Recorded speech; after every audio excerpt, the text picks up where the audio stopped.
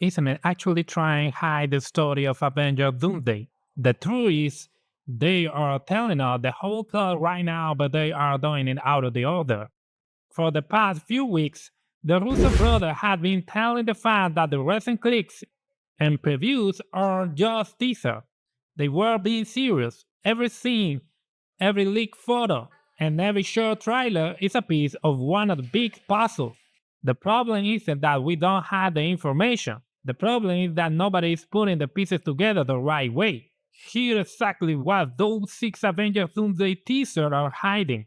Most people didn't even realize there were 6 of them. So let's break down everything you mix. The foundation of this story starts with the hidden detail in the first major look we got at the new multiverse. Everything tied back to the post-credit scene of the Fantastic Four first steps in an alternate universe known as the Earth 828. Victor Van Doom wasn't born a villain. He was a brilliant man and the closest friend of Reed Richards. But everything changed during that famous mission into space, when the team was exposed to cosmic radiation to get their power. The experiment went horribly wrong for Victor. While the others became heroes, Victor was left permanently scarred and broken. Instead of taking responsibility for the mistakes, Rick Richards chose to bury the truth and move on to protect his own reputation as a hero. While Rich moves on to become a famous leader, Doom is left to rot in the shadow, fueled by the betrayal of his best friends. Years later, when his entire universe was threatened by the giant Galactus, Victor comes to a dark conclusion. The multiverse cannot be saved unless someone makes the ultimate sacrifice. This is the hidden motivation that connects all 6 previews with scenes. In that post-credit scene, we see Doom finally arrive in the Baxter building. He isn't looking for Reed. He isn't looking for revenge. He is there for Rick's sons, Franklin Richards. The next part of the puzzle showed up at the end of the Thunderbolt movie. A mysterious ship from another dimension entered our atmosphere of Earth 616, or the NCU universe, whatever it's called. No one knows where it came from, but it's using technology that wouldn't exist in our timeline. We see this same craft again in the Wakanda teaser. Shuri is walking along through a desert toward the wreckage, looking for answers about who or what just landed. If you look closely, the design of that ship perfectly matches the technology of the Fantastic Four. In that desert, Marvel used CGI to hide character who was standing right there, Doctor Doom. He is tracking the only thing that can stabilize a dying universe. The vibranium and a shard with the power to reshape reality itself. This is why the theme of the children is so important across all 6 teasers. In the Captain America footage, we see Steve Rogers holding a baby that shouldn't exist. The baby is a glitch in reality, and Doom is hunting it down. Steve has to become nomad just to keep the child safe. He isn't just running from a villain, he is trying to protect a future that Doom wants to harvest. In the third teaser, his daughter, Love, is fading away. She is made of cosmic energy, and her sickness means the universe itself is dying. Doom isn't the one killing her, but he is the one who arrived to take her power before it's gone. Then exists the theory that the X-Men were attacked by Sentinel, and that means the final incursion to destroy the universe of the Fantastic Four. That means the end of the doomed world. This is where the entire plan clicks into a place. Doom isn't trying to build an army to conquer the world. He is collecting future. To Doom, the Avengers are enemies. He thinks they are just emotional fools, standing in the way of the only logical solution. So guys, for this theory, we need to include the post-credit scene of the Fantastic Four first steps and Thunderbolts, and that complete the 6 trailers. And of course, it's all about use the multiverse's kids' power. that Doom used as a battery to create the battle world itself. For me, that is the information that the Russo brother include in these teasers. Let me know your thoughts in the comment, and I see you in the next video. World War Hulk is coming. Big rumors dropping. Guys, this is huge. Reports are saying that World War Hulk is actually happening, set to release in Phase 6, just 3 months before Avengers. Secret Wars, all the Hulks from the multiverse and comics? Apparently, the core plot of the movie will revolve around Master Hulk, played by Lou Ferrigno, ruling over a territory in Battleworld. Yes, folks, this highly debated Doomsday scenario is rumored to become a reality. For those unfamiliar, Battleworld is a planet created when Doctor Doom becomes the ruler of the multiverse. In the comics, it's divided into different epic Marvel sagas. One section could be Age of Apocalypse, another could feature World War Hulk, and so on. If these rumors are true, Marvel could adapt events that wouldn't be possible in other circumstances, making World War Hulk an insane cinematic experience. But what do you think? Will Battleworld be part of the MCU? Let me know in the comments.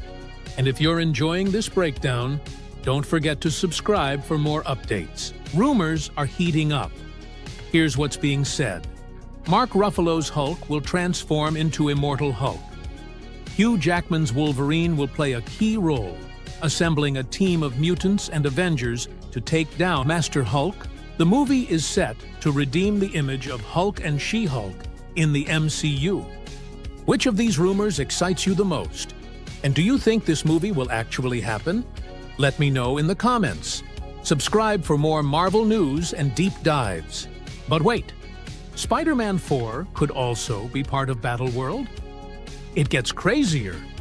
Many insiders believe Spider-Man 4 will tie directly into Battleworld. The logic is simple. These movies are set right before Secret Wars, and all signs point to Avengers. Doomsday ending with Doctor Doom crowned as the god of the multiverse, creating Battleworld. If this happens, it could impact every single Marvel Studios project, including Daredevil, Born Again, Season 2. Speaking of Daredevil, check out my review of the latest episode, where I break down the biggest differences between Netflix Marvel and the MCU version. You can't miss it.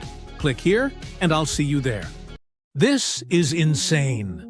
Avengers: Secret Wars might be the biggest and most epic MCU movie yet. Joe Russo himself has confirmed that this movie will feel like the beginning of a new story, not the end like Endgame. And among the latest rumors, we've got something huge. A showdown for the ages. Reports suggest that Edward Norton's Hulk will go head-to-head with Hugh Jackman's Wolverine in Avengers: Secret Wars. Guys, this is the fight we've been waiting for. Let me know in the comments. Are you hyped to finally see Wolverine vs. Hulk on the big screen? And of course, if you're enjoying the video, don't forget to subscribe. Now, we already got a little tease of this legendary battle in Deadpool and Wolverine, with a nod to the iconic comic book cover. But here's the real question. Could Edward Norton actually return to the MCU? Recent rumors claim he's in talks for a cameo in Secret Wars, specifically to fight Wolverine. But I have my doubts. Norton had major creative differences with Marvel and has never seemed interested in coming back. That said, we've seen unexpected returns before, like Wesley Snipes' Blade. And while Ben Affleck hasn't officially returned yet, he's also rumored for Secret Wars. So what do you think? Will we see Edward Norton's Hulk again? Or will this fight be between Hugh Jackman's Wolverine and a variant of Mark Ruffalo's Hulk? Drop your thoughts in the comments and hit that subscribe button if you love this content. But wait, there's more. Josh Brolin's Thanos is rumored to return in Avengers: Secret Wars. And not just that, he'll reportedly be part of a multiversal team of heroes taking on Robert Downey Jr.'s Dr. Doom. Brolin himself has hinted that Thanos could come back, and according to Insider Live Warrior, he'll be a powerful ally. But his fate will stay true to the 2015 Secret Wars comics. Now, this might disappoint some fans who were hoping for the long-awaited Hulk vs. Thanos rematch that never happened in Endgame. But the real twist? Thanos fighting alongside the Avengers. And speaking of Hulk, check out my video on World War Hulk and how Avengers. Doomsday could change the MCU forever. Subscribe for more, and I'll catch you in the next one. Iron Man is actually Dr. Doom, Marvel's insane plan to rewrite history. This rumor is absolutely mind-blowing. According to insiders, Marvel is planning to reveal that Iron Man has actually been Dr. Doom all along. That's right. Iron Man from Earth 616 was always meant to be Victor Von Doom. Kang set him on the superhero path from birth in the sacred timeline to prevent his true origin, Dr. Doom, from ever existing in the MCU. Why? Because Doom would have been the one villain Kang could never defeat. And remember, the Russo brothers once said that Robert Downey Jr. is the ultimate Dr. Doom. Drop a comment below with your thoughts on this wild theory about Doom's real MCU origin, and don't forget to subscribe for more. Alright guys, I have to say, this rumor actually makes a lot of sense. I really like it. Some fans might feel like it betrays Robert Downey Jr.'s character, but think about it. This could be the perfect way to reboot Iron Man. The MCU has been struggling without him, and this twist could be Marvel's ultimate excuse to bring him back. Now, some people argue that this theory doesn't hold up because Robert has appeared as Iron Man in What If, and even in Your Friendly Neighborhood Spider-Man. But, according to the rumor, this twist only applies to Earth 616. And honestly, they could easily explain it by saying that Kang placed Robert as Iron Man in every universe. One key thing to remember: Kevin Feige has repeatedly stated that Iron Man's sacrifice will never be undone. That moment is canon, no matter what. So, I'm really curious to see how they'd pull this off. What do you guys think? Would you be down for this twist? Let me know in the comments, and make sure to subscribe for more updates. Guys, what just happened? Marvel literally stopped the world with nothing but a few chairs with names on them. But these aren't just any names. This is 25 years of history, iconic characters, and a lineup that only Marvel could pull off. We've got a massive roster on screen. Thunderbolts, Avengers, villains, allies, over 20 characters. And look at this, Loki is back. You know what that means. Dr. Doom is traveling all the way to the very beginning of the sacred timeline to reshape reality as he pleases. But does this mean Loki is doomed to die again? And here's the real game changer, it's not just Secret Wars. The X-Men are officially here, almost the entire OG team from the X-Men saga. This confirms everything we've seen in Marvel is officially canon in the MCU. No more doubts. Plus, we've got the Fantastic Four, Shang-Chi, and Namor teaming up with them. That's insane. And of course, Thor, Sam Wilson's Captain America, Shuri as Black Panther, and Bucky are all in the mix. Honestly, this feels more like Avengers versus X-Men than Doomsday. Could they actually change the title? What do you think? And to top it all off, Robert Downey Jr. is closing out this mind-blowing cast reveal. I still think it's impossible to fit all of Marvel into an Avengers movie. But no matter what, these films will always be massive events packed with legendary characters. It's absolute madness. Subscribe for more updates and stick around. I've got some wild Doomsday rumors you won't see coming. Catch you in the next one. Guys, we might have just gotten our first real look at Doom in Avengers, Doomsday. And it's not what you'd expect. People are already roasting the design, saying it looks like Taika Waititi in cosplay. So yeah, we just got what could be our very first glimpse at Doom's look for Avengers, Doomsday. It showed up in a birthday invitation for Robert Downey Jr., and there's even a photo included. But what's really got people talking is Doom's new look. And honestly, the internet is having a field day with it. The design shows him wearing what looks like a transparent mask. Kinda reminds me of that bizarre movie, The Skin I Live In, just even more see-through. And you know what? It kinda makes sense. Marvel probably wants to show off the actor's face. I mean, whoever's playing him is likely getting paid more than anyone else. And Kevin Feige basically handed him the keys to the MCU. Still, it's a bit disappointing. I mean, Doom without the iconic metal mask? Even the Fantastic Four movie from 2005 nailed that look perfectly.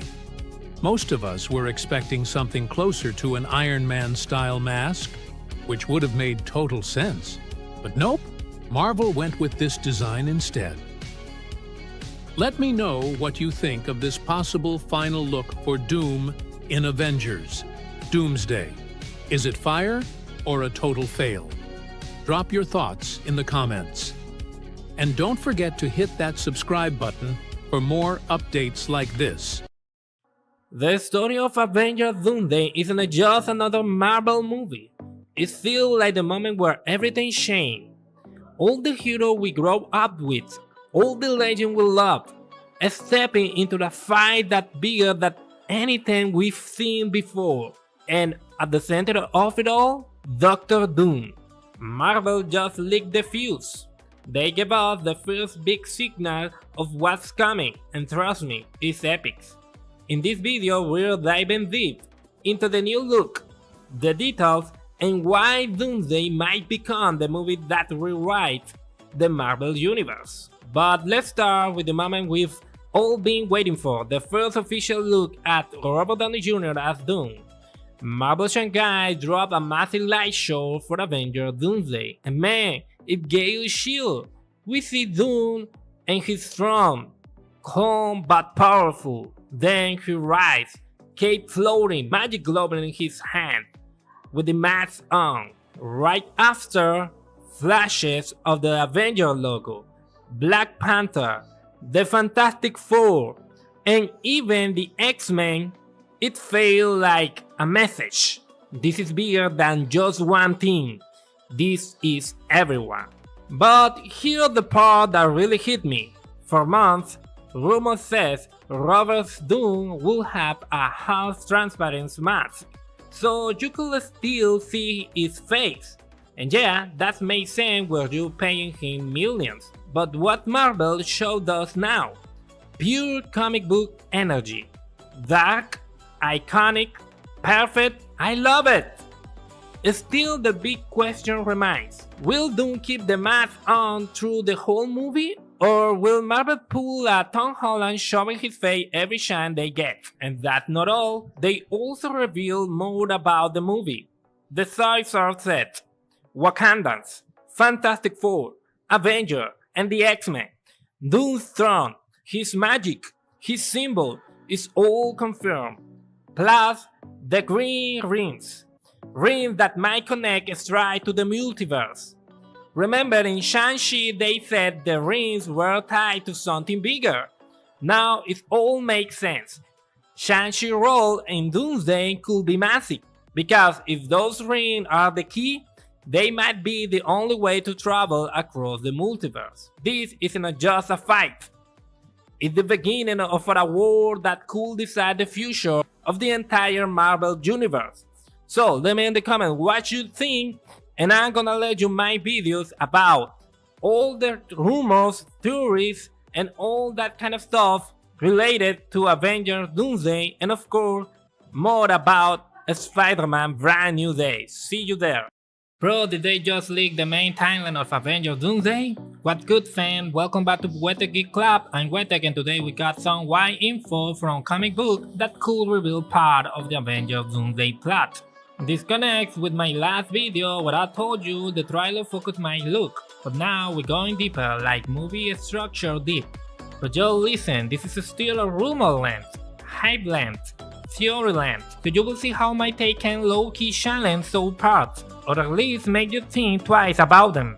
So here's the crazy part. Marvel took inspo from the creation in the book of Genesis. The whole movie goes down in 7 days, with a 7-day countdown on the screen. Doom needs 7 days to build the battle world. So yeah, I'm gonna break this down day by day movie style. Day 1. Doom manipulates Franklin Richard to create a new universe space. This could be years after they first meet. It also means Franklin healed Doom's face, and Doom come back like, yo, I need one more favor. But how he do this without Rhea and Sue pulling out? Like, no man. But tell me in the comments your opinion how it could actually happen. Day 2. Doom gets Shang-Chi rings and Kamala Khan bangle, so he can handle the cosmic power without dying. And honestly, this one feels super real. Marvel teased Shang-Chi being protagonist, and same with Kamala bangles. Everybody knows those things got some crazy cosmic power behind them. So this is not just a rumor, this is like the move that makes sense. It's the logical way for Marvel to bring those items back and give Shang-Chi real spotlight. Not just one movie and disappear. Day 3. He steals Galactus text and cosmic energy to build the foundation of the new Earth. This one's wild. It means we might see Galactus in Doomsday? Could Doom and Galactus fight? Maybe, but probably not. Remember, Galactus isn't sobered out in the galaxy, so Doom could sneak in, grab what he needs, and dip. Day 4. Doom manipulates Wanda Maximoff. She thinks she's redeeming herself, but actually she helps Doom fuse dimensions. Be revealed! This confirms Wanda isn't dead. Rumors say she tried to make up for her past, but it's disappointing that her kid or the event from Agatha aren't mentioned. That series still feels so whatever in the MCU, right? Day 5. Doom captures Sentry to use his power of 1,000 suns to fool the new Earth. Wow, everyone's talking about Sentry. Do you think such powerful character will just show up briefly, like Captain Marvel in Endgame? But no, he's prisoner with a major rule. Sad, but essential to Doom's plan. Day 6. Doom steals Loki's power to control time, which triggered the final incursion, the event that destroyed the multiverse. Fans really want to see Loki again. Now he is a cosmic entity watching the multiverse, so a fight with Doom makes sense. This could be the most epic battle, heavy emotional vibe, probably Act 3 energy, given a sad Infinity War style ending. Day 7. Doom sings on his throne over Battleworld. The universe is rebuilding his image. The final day might be short. 1 to 5 minutes on the screen could show Doom his throne, his allies, and the hero left in these lands. What's cool about this rumor is they don't explain the full movie. It's like the detailed synopsis. No clear info on death. And imagine Doom having allies. He can do all this alone. Some rumors say that version of Avengers helping, like Hydra Cap. Nothing something rare. No X-Men mentioned, even though half the cast is dead. Could destroy this theory? Well, I want to hear your ideas. So what do you think about this 7-day structure? Would you prefer Infinity War style pacing? Which day is your favorite? What fight do you wanna see? And how could you fit the X-Men in here? Drop in the comments. So guys, remember to see my video about the first Doomsday trailer explained. So we got only just a month to go. Marvel is coming heavy. Let's go and see you there. Bye bye. At first, the multiverse was huge. Branches of the multiverse were expanded with Multiverse Universe. Different versions of our favorite characters developed their story, until Khan appeared in the multiverse. Then he started the multiverse war. but one Khan defeated all his variants. After defeating them, he closed the entire multiverse. He also creates a single sacred timeline to prevent another version of him from appearing in the multiverse. Because a constant of Khan is that his variants are always clever enough to discover the multiverse. However, Silver killed that Khan. This caused the multiverse to be reborn, and all these variants come back. Later, Khan created and led his council. At this point, Marvel decided to discard Khan. Welcome guys to What the Geek Club, the channel for superhero and all things geek. In this video, we'll cover the most shocking news about Avengers Doomsday, but first I had to give you the full context of the plan before the Jonathan Major controversy. You know Marvel Multiverse plan changed a lot after that? Subscribe so you don't miss any updates. Now the legendary insider Daniel R.P. shared the ultimate rumors about the movie before its trailer. Marvel kept the idea of variant, but this time they focus on Doctor Doom. There will be multiple Doom variants in Doomsday. One variant is even a woman. Either they work together or not is unclear. He also doesn't say it will see other actor. If this is true, a fan theory come back. Tony Stark might be a Doom variant, but the Russo brothers said Doom is the ultimate doomed. No variants and nothing weird with Tony Stark. But we see variants are back in Marvel, so maybe Tony could be a variant, or the other way around. Probably of all my videos, this rumor is the more reliable I've shared. If you follow me, you know I track official news closely and check all rumors, but since Daniel R.P. is the source, the chance it's true is high. Has been an insider since the start of the multiverse. He became popular from, and I think, Guardian of the Galaxy until now. He one of the first to reveal the 3 Spider-Man in No Way Home, so I trust him. Here a curious detail about the female Doom. Marvel is giving her a spotlight in the rumors. It made me wonder if she will be a Lady Deadpool or if she will have something to do with the plot. Also, how does it work with the story where Doom will eliminate the Khan at the start of the movie? Either it shows his power and cruelty, just like they did with Thanos and Loki. Insiders said they want to give a farewell to Jonathan and his character, whose situation supposedly ends. I don't remember exactly how, but everything looks fine right now, so we will see how these two concepts fix in the movie. RPK also mentioned Chris Evans will play Nomad in Doomsday. In the comics, after leaving Captain America behind, Steve Rogers enjoyed life. Then he realized the government was evil, spreading crime and corruption. Steve decided to fight under a new identity, Nomad. He has a new costume with no symbol, as a man without country. This image supposed has leaked. This Nomad will be on version of Cat. Remember this cat traveled through time, so he might have Thor hammer. Also rumors suggest Hydra Cat could appear in the movie. On the other hand, we have more information about Vision Quest that connects to Secret World. Vision, Billy and Tommy will search for Wanda, and this information comes from Alex Perez. Thor has a subplot in Doomsday. His story ties to the ending, but will go through a really rough time. Star-Lord and Gamora won't be in Doomsday. Star-Lord will be in Secret Wars. Shuri tried to extract Vision Gem, key in Vision Quest series, and that is something that I really like because we still have this kind of Marvel team up in the series and in the movie. And talking about that, Billy and Tommy reunited in the series. Vision Quest connect directly to Secret Wars. It hints at the Champion series, oh la la with this news, and Billy and Tommy want to find Wanda. Curiously, this detail matched the leaked concept art from years ago. Billy and Tommy appears together, and Vision is seen with Star-Lord. Currently, there's a wild rumor. Marvel has 30 trailers for Avengers Doomsday. Yes, 30. It's supposedly they really want to pick out the most epic one.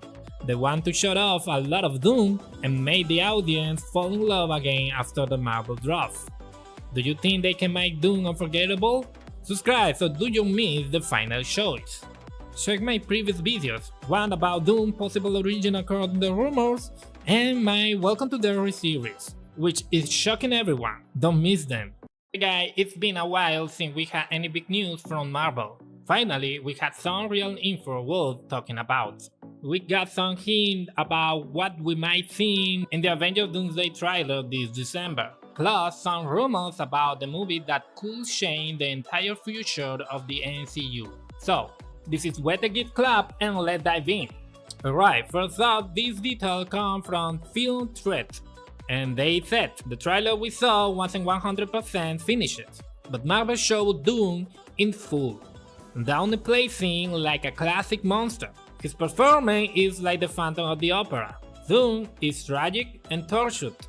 Part of that is because of he needs the armor. His body is broken, and his face is scarred. His legs don't work without the armor.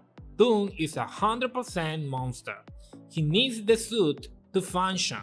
This trailer we dropped with Avatar 3, and remember, hit the theater on December 19th. This look amazing. The trailer seems full center on Doom, and if the movie delivers with Robert Downey Jr. playing him, I could honestly call him the Darth Vader of our era, a tortured villain, a classic monster like Frankenstein or Dracula. He needs his armor to survive, even to walk. Let's recap a bit. As a kid, his mom Cynthia made a deal with Mephisto, trading her soul for the power to protect their people. After her death and his father Warner, Victor focused on his studies. Both. This eventually brought him to the US where he met his old enemy, Reed Richards. So Victor is both scientist and sorceress. Doom became obsessed with creating a machine that could send a soul to the other dimension. He wanted to save his mom from Mephisto. Reed pointed out a flaw, but Doom arrogantly ignoring him, thinking Reed wanted to outshine him. The machine exploded, disfiguring Doom's face. He was expelled for an ethical experiment. Since then, he blamed Reed for disfigurement and exile, giving birth to the rivalry we know. We'll see what origin they give him in Doomsday and why he is so injured. There's even a chance Franklin in the Fantastic Four movie post-credits healed his face. Drop a comment if you think this will be Doom's origin in Doomsday, or if we might see something closer to the Fantastic Four movie, 2004 movie, like the space trip story. Though, as we saw in the S4 movie in July, he's already king of Latveria, a huge change from the old Fox story. I want to hear your theories, so write your opinion below. Now let's get into rumor revealed by comic book. So, possible spoiler ahead. Be careful. Marvel was inspired by the creation. The creation comes from the Bible book of Genesis. The whole movie will take place in 7 days. There will be a 7 days countdown, and Doom will need 7 days to create the battle world. Each day will bring something insane. For example, they want to manipulate Franklin to help build the multiverse. Day 2. Steal Shang-Chi rings and Kamala bracelets to control cosmic energy without destroying them.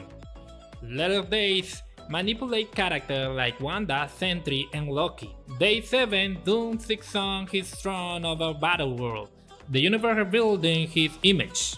What should you think of this 7-day structure? Day 1, Doom creates the multiverse, then manipulate Marvel's most cosmic being until day 7, when he finally sits on his throne. Imagine the movie showing each day like this, day by day, each event unfolding. Pretty cool, right? I wanna hear your thoughts in the comments. Guys, don't forget to subscribe if you like this video, and check out my Marvel Zombie review, the last 2 episode breakdown I did. I'll see you there. Bye bye guys. The universe is fading, something huge is coming. The biggest threat the Avengers will ever face. A force ready to twist our reality, to make us bow to the power, the magic, and the mind of the one and only Doctor Doom. But here's the wild part. A classic hero we all love might be the key to warn on the multiverse before it's too late. Guys, Daniel RPK just confirmed Tobey Maguire for Doomsday. So now the question is, if Tobey is real, is Mayday Parker real too? Well guys, welcome to Wetex Geek Club. I'm Wetex and today we are breaking down the rumor that Tobey Maguire's Spider-Man joins Avengers Doomsday. The rumor says Loki builds a team with the TVA, bringing together the anchor of the multiverse. Tobey Maguire is the anchor of his world. It's the same case with Cyclops and Steve Rogers. These heroes most face doom. And here another detail. Mayday Parker, Spider-Man's daughter, could be in the movie. So the question, could Sadie Sink play Mayday? If yes, that gives Tobey a reason to fight that he's deep. But what happened with Spider-Man Brand New Day? It's a lot of confused stuff here guys, and I don't know what is real right now, but that is the rumor for Avengers Doomsday. Now let's talk about the big bone of the week. The idea of Tobey in Doomsday is getting stronger.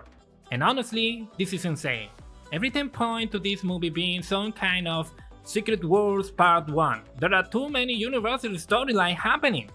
Let me give you a small recap. Early rumors said Doomsday had a 7-day structure inspired by creation. The 10th ring from Shang-Chi and Kamala Bangle were cosmic tools Doom needed to build the battle world. Then we had Wanda and Sentry returning as a tool for Doom's plan. But notice something? The story had zero space for the X-Men, even though the 70% of the cast come from the Fox universe. Now that doesn't mean they're the Fox X-Men. They're probably variants. Now the rumors add Spider-Man and other major heroes as a key players. If you wanna see the supposed leak outline? I'll leave it at the end of this video. But let me be real, I still don't fully buy Tobey having a huge role. Maybe he shows up near the end or help in the third act, but as a main character, I doubt it. And honestly, any rumor that puts non-X-Men hero as a lead feels wrong. Why bring all those X-Men just to give them 20 minutes? That made no sense. Yeah, many X-Men will fall in the fight, I don't have any doubt about it. But more of the movie should take place in that mutant universe, the same one I believe Monica Rambeau landed in. And I know everyone forgot about her, but if you see this idea somewhere else, it started here. And finally, we had a rumor that those include the X-Men. Ian McKellen's Magneto loses to Robert Downey Jr. Dr. Doom in Doomsday. His helmet gets destroyed. Doom offers him a place at his side in the battle world, because he needs both him and Wanda. Yes, Wanda, played by Elizabeth Olsen as a variant from the X-Men universe. Now this part makes more sense. Magneto might be the leader of the X-Men in this world, or maybe they live in the utopia Magneto always wanted. I don't know where the humans without the X genes fit here, but we'll see. Also, Patrick Stewart is confirmed as Charles Xavier, so what role does he play if Magneto leaves the X-Men? Is he the mentor? Is he something else? Or is he the Krillin of the X-Men again? Have you noticed every time Charles shows up he dies? Will that mean happen again? Draw your theories in the comment guys. Now let me try the mental exercise. How does Tobey fix into this movie? For me it's clear. This film is a multiverse event. It won't take place in our main universe. I mean, I called it 616 universe because it's a huge confuse, but so the movie might open here in the 616 universe, but the Fantastic Four arrive and warn us about Doom. They jump into the X-Men universe where the most of the story happened. The Thunderbolt, the Fantastic Four, Sam Wilson, Captain America, all those characters from the 616 universe. And again, I called it in that way only because, try to avoid a lot of confusion. Imagine our heroes teaming out with the X-Men straight out of the comics. Just picture that. So, where are those Spider-Man fix? Here the twist, Tom Holland is not confirmed. Crazy, right? It made no sense. He was important in Infinity War. But let's say for some reason Holland isn't in the movie. Tobey arrived in the X-Men universe because the TVA detects that his world is the first one that will collapse when Dooms activate the Battle World. As an anchor, the TVA pulls him out seconds before the fall. Then he joins Endgame Era Cap, now called Nomad in the X-Men universe, where Doom is rising. Doom starts breaking that world apart to take its resources. Xavier senses Toby doesn't belong and sees the danger in his mind, so Toby becomes the messenger between the X-Men and the TVA. He is the first one who understands what Doom is doing, not just destroying universe, but mixing them to build a world where he is the only law. The X-Men respect Toby because he's not trying to control them, he's trying to warn them, and that opened the door for him to be the bridge between them and the heroes of the 616. And again, I mean Sam Wilson, the Thunderbolts, and the Avengers we know. And for me, that is the most logical rule for Toby: a warning, a guide, a link between worlds. Now tell me in the comments, do you think we'll see Toby's Spider-Man with the X-Men? It already happened in the animated series, so it would be cool not. But if you ask me, I'd rather see all three Spider-Man in Secret Wars. That made more sense, and if Holland doesn't show up in Doomsday, that's bad. He's an active hero, he shouldn't be missing. So let's see what excuse they use in Brand New Day to explain why he's not in Doomsday. Drop your theories below and I'll see you in the next video. Make sure to watch my other Doomsday video. I break down every rumor and every detail. See you there. Bye bye guys. Doom is coming.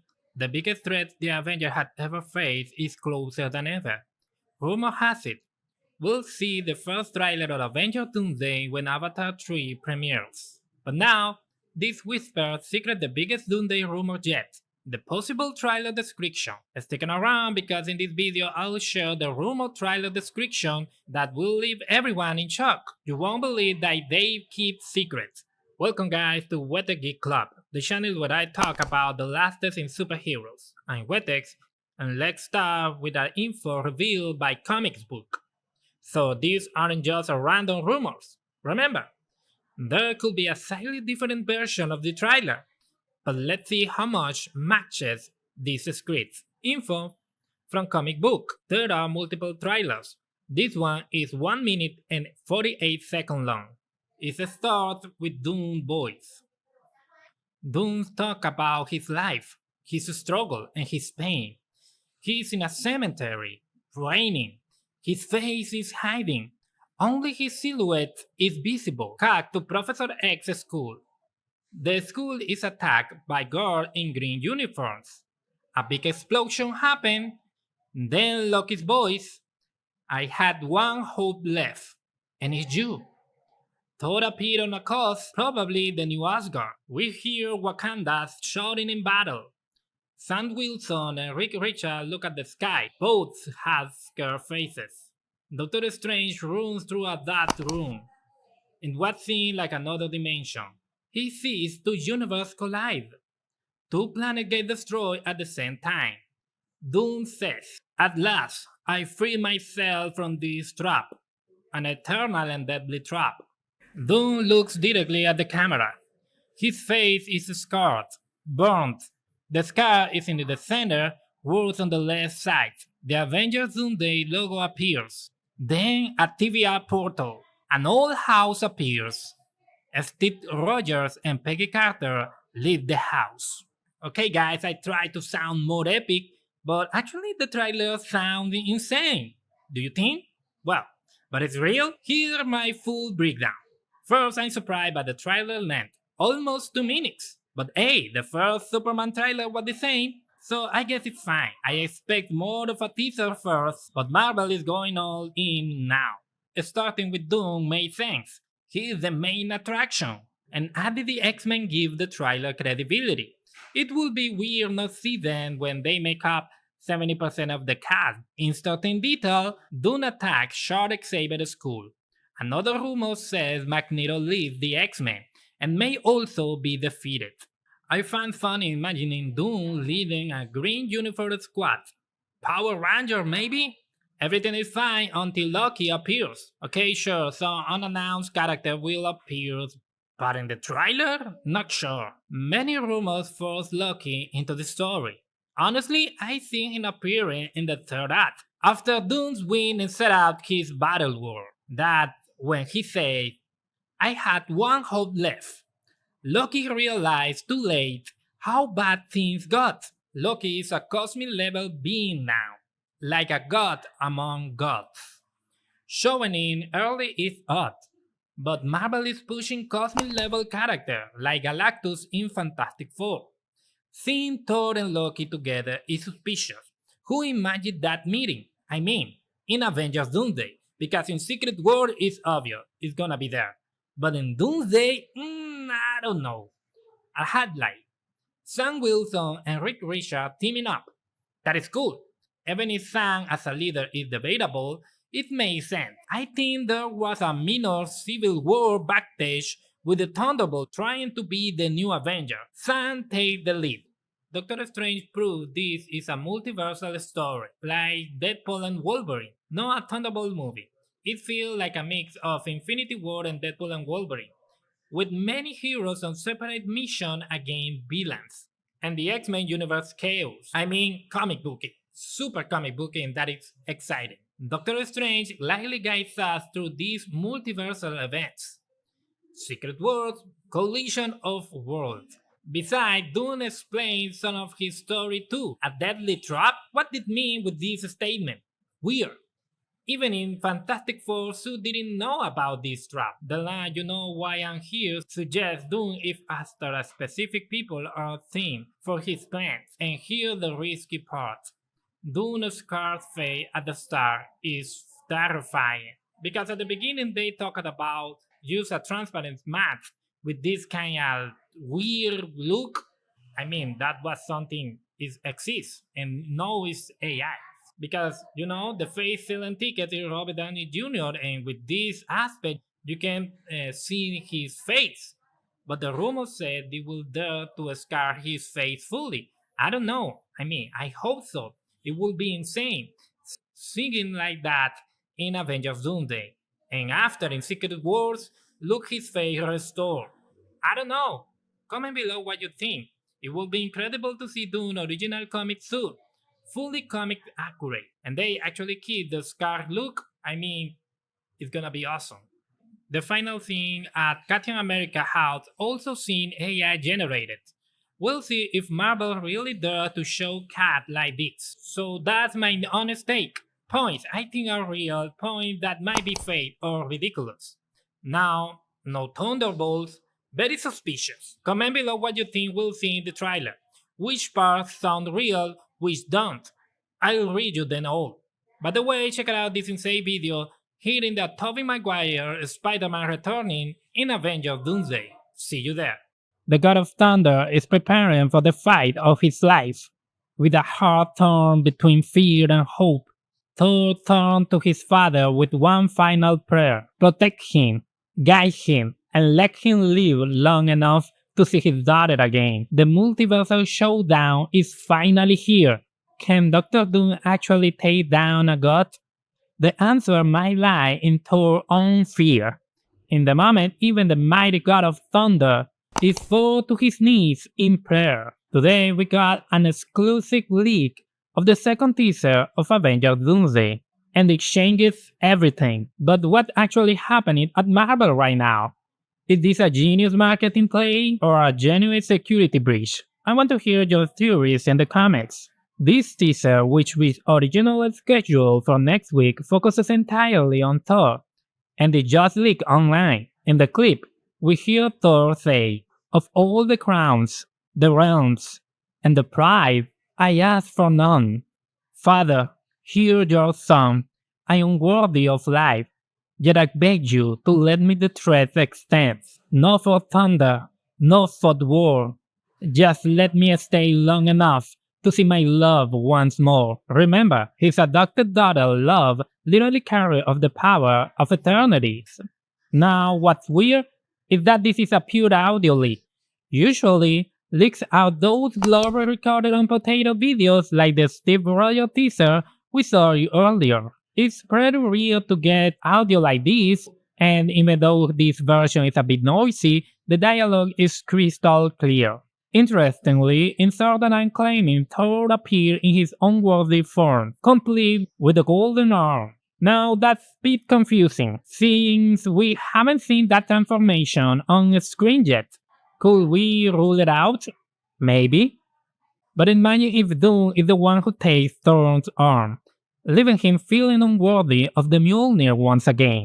This could be a massive reset for his character. The bigger picture, another quick update. According to Daniel RPK, the final Doomsday trailer, the big trailer 4, might not actually feature the full Avenger roster. That feels a bit off, doesn't it? It's hard to tell exactly what Marvel is cooking since these character-focused teasers are so short, but they're definitely building towards something huge. Drop your theories about that final trailer in the comment below. Dropping January 8th, and if you missed it, go check out my breakdown of a Steve Rogers teaser right here. Until next time. Avatar Fire and Ash is just the same movie all over again. Hold up. Wait a minute. Do me a huge favor and shut the hell up for a second. Yeah, I'm talking to you, the reviewer, who just parroted the same tired talking point over and over. Seriously, just shut up and actually watch the movies. I know, you love the Star Wars, Harry Potter, and Terminator, right? Why not? Newsflash, those are basically the same movie repeated too. And don't even get me started on Back to the Future. That's literally the same movie made 3 times in a row. And you know something? I love that trilogy. So, do us all a solid and pipe down. Guys, Avatar Fire and Ash is officially cemented the franchise as one of the greatest CI trilogy of all time.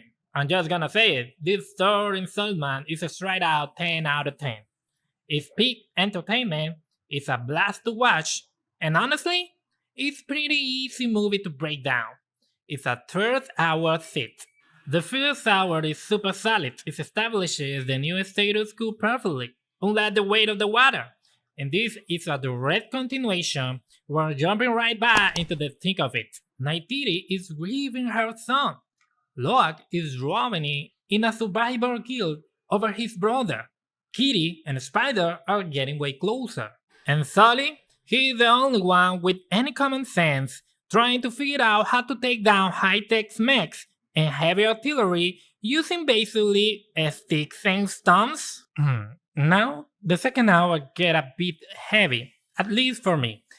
This is where the real character work happens. Loak's redemption arc with the whole stuff with the whale, yeah, I call it a whale, deal with it, and all that stuff. More of the brother legacy. Then we get Sully turning himself into the humans, which leads to discovery that they capture Spider. That kicks off the most insane part of the second act. Spoiler alert, we find out Spider is the literally key to colonizing Pandora because he is the only human who can actually breathe the earth. This puts Sully in an impossible spot where he feels he has to kill his own son. It's a total Abraham and Isaac vibe. It's heavy, it's biblical, and it works. The third act, man, it's 80 minutes of pure unadulterated action. Let's be real. What other franchise besides Lord of the Rings can pull off that much carnage while still making you care about the character? So what do you think? Is it more of the same? Or are these critics just on the hate train? People love to mourn that Netflix kills cinema, and then when we get a massive high art blockbuster that actually tries, they trash it. Look at Marvel. They gave Brand New Day 6 months of post-production. 6 months. You can see the lack of polish a mile away. Avatar is in a different league. It's a 10 out of 10 for me. Go and see it on the biggest screen possible. Hit that subscribe button for more, and I'll catch you in the next one. This will change everything in the Marvel Universe. The first look at Avengers Doomsday has leaked, and what we see is going to blow your mind. As Steve Rogers is back, there are some who shouldn't exist, time travel that could shatter the multiverse, and Doom is lurking around every corner. This week, the wait ends, the madness begins, and everything you thought you knew about Marvel is gone. Welcome back, Disney on high alert. The Heart of Mouse has activated its security protocols across all social media platforms for the next few weeks because of the Avengers Doomsday sneak peek. Anyone who posts it will lose their account forever. 3 hours later. It has already leaked. It's amazing! A screenshot of the Avengers Doomsday trailer has surfaced during the screening of Avatar Fire and Ash, and the internet is going crazy. This is what happened in 2025 when you make bizarre decisions in the age of social media. With that said, here what a long-time insider Daniel RPK is reporting. The first Doomsday trailer focuses on Steve Rogers. Yes, as expected, the first Avenger returns, the man out of time, Captain America. The trailer reportedly shows a Steve's time travel journey is an extended clip. It starts with Steve riding his motorcycle and pulling up to his house, the same one from Endgame. Steve gets off the bike and looks at his old Captain America uniform. Then, we see him holding his young son. The trailer ends with Steve Rogers will return in Avengers Doomsday, followed by a countdown. This is a total bombshell that gives us major clues or at least theories about what the plot of Doomsday could be. Just remember, guys, you'll only be able to confirm this in theater when you see the full trailer yourself. Considering we deal with AI face of the trailer all years long, just imagine what these next 2 days will be like. Don't believe everything you see. Drop a comment below if you expected Steve to return this soon or if you thought it would happen in Secret Wars. Everything indicates that Steve and his son timeline, very much like the show's Dark or other crazy time travel series, could create a child who shouldn't exist and whose very existences might breed the multiverse. That rift could reach Doom. What if Steve's perfect family ends up ruining Doom's life, causing tragedy and the death of his loved ones? That may be why Doom is chasing Steve across the multiverse. Even if this theory makes sense, unfortunately it might not be the whole story, since these events will affect the Fantastic Four universe. The Doom we're going to see is the S4 version, and this theory feels like a different variation than what is established in the Fantastic Four movie. And well guys, here's the rollout schedule for the upcoming trailers. Second trailer, Thor. Third trailer, Doctor Doom. Fourth trailer, the full movie. Release date, first trailer December 18, second trailer December 25, third trailer January 1, and fourth trailer January 8. And 19, the full movie is the January 8th, inserting. Drop a comment letting me know what you think the Doomsday plot will be based on all this info we have so far, and if you think releasing for a separate trailer is a good idea.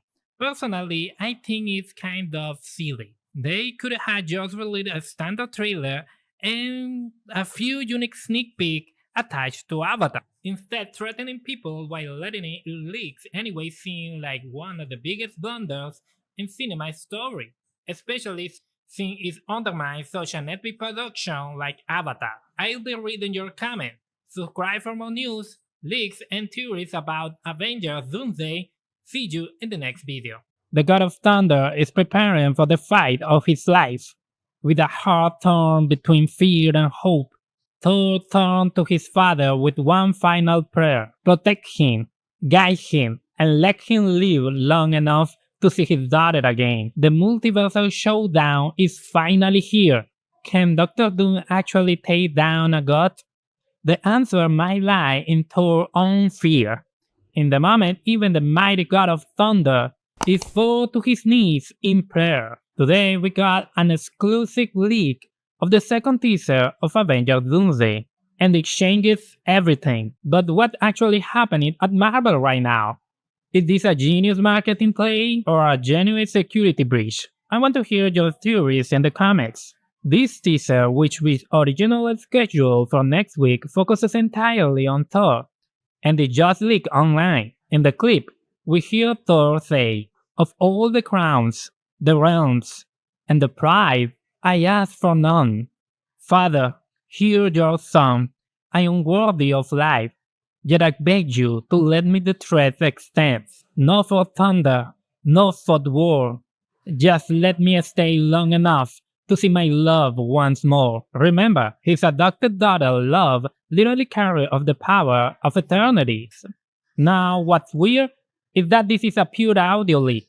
Usually, leaks out those globally recorded on potato videos like the Steve Royal teaser we saw earlier. It's pretty rare to get audio like this, and even though this version is a bit noisy, the dialogue is crystal clear.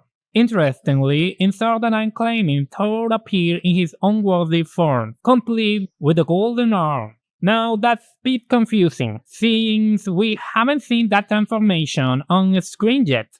Could we rule it out? Maybe. But imagine if Doom is the one who takes Thor's arm, leaving him feeling unworthy of the Mjolnir once again.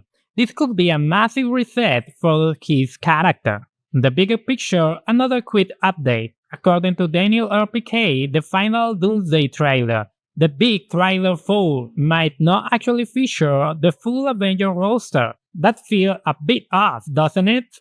It's hard to tell exactly what Marvel is cooking since these character-focused teasers are so short, but they're definitely building towards something huge. Drop your theories about that final trailer in the comment below. Dropping January 8th, and if you missed it, go check out my breakdown of a Steve Royal teaser right here. Until next time.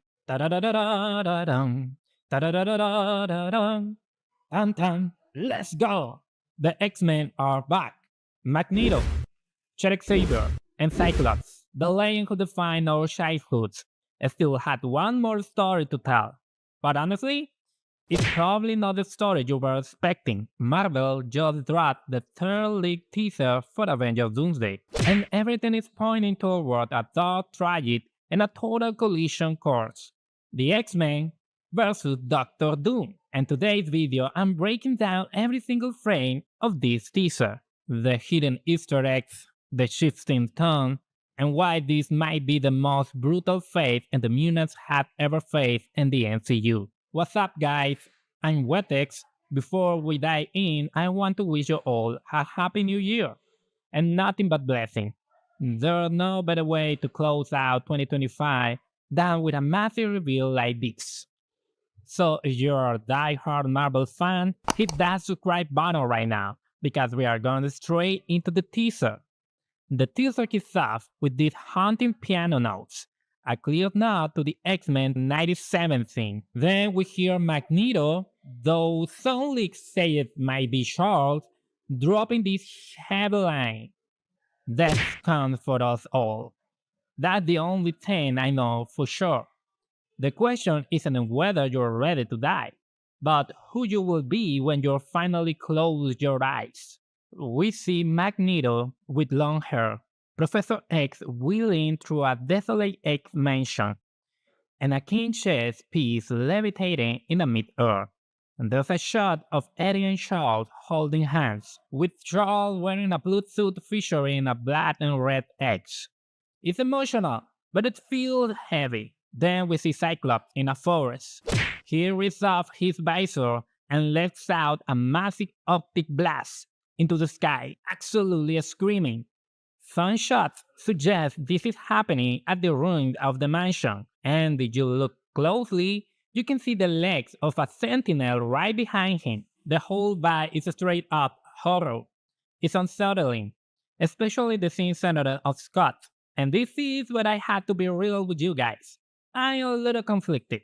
How is it that after waiting years to see the X-Men properly integrated into the MCU, not just as a cameo, but as a team, it feels this depressing? For me, it's all about the tone. Maybe if the AI leak look a bit, but I was hoping to see the X-Men in their prime, doing legendary stuff. I love that we're getting the classic suits and the 97 theme, But why do they always have to be portrayed as broken or on the verge of extinction? In this teaser, Charles and Magneto look fragile, almost decrepit. Charles wasn't a young man in Multiverse of Madness, but he still felt like a powerhouse.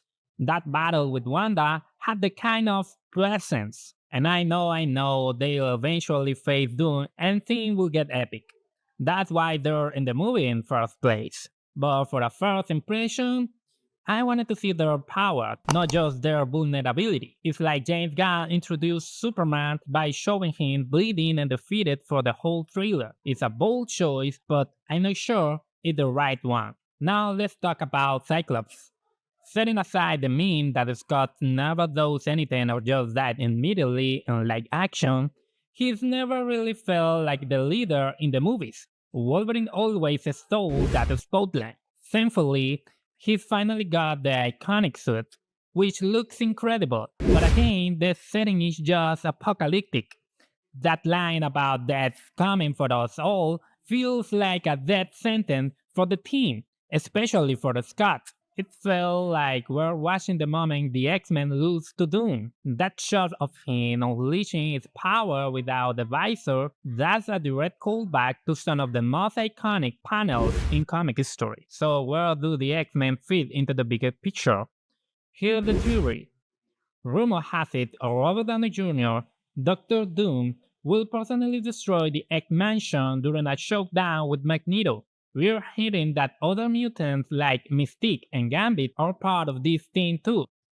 Scott removing his visor isn't a hero moment. I mean, it's an epic moment. Every fan of Cyclops want to see that.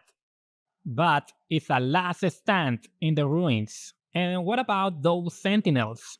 Earlier leaks mentioned a Doom SWAT team, even with a green suit. But the teaser clearly shows Sentinels. Is Doom controlling them? The biggest rumor, though, is that Magneto might actually join Doom. What is Doom is building an army of multiverse heavy hitters, Wanda, Sentry, and Magneto, to serve as his elite guard. It wouldn't be the first time Magneto flipped sides, and that's what made him such a wild card. What do you guys think?